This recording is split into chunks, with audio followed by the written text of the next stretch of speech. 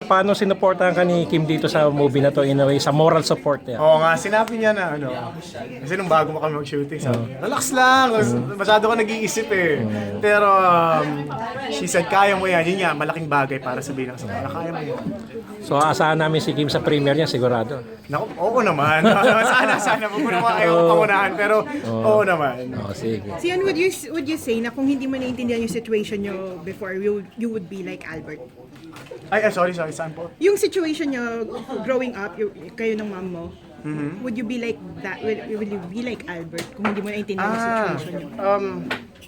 Kasi para sa akin, meron lang pong short period of time. Short lang naman po yung time na yun na parang syempre yung transition ng hindi maintindihan ng anak, nanay na yung hindi kayo nagkakaintindihan. Pero pag hindi na solve yung issue na yun, pag hindi na solve yung if you're not open with each other, talagang pwedeng umabot sa ganyan na maghihiwalay kayo and either hahabol ka sa anak sa nanay o sa So dapat open kayo sa Yun lang, thank you.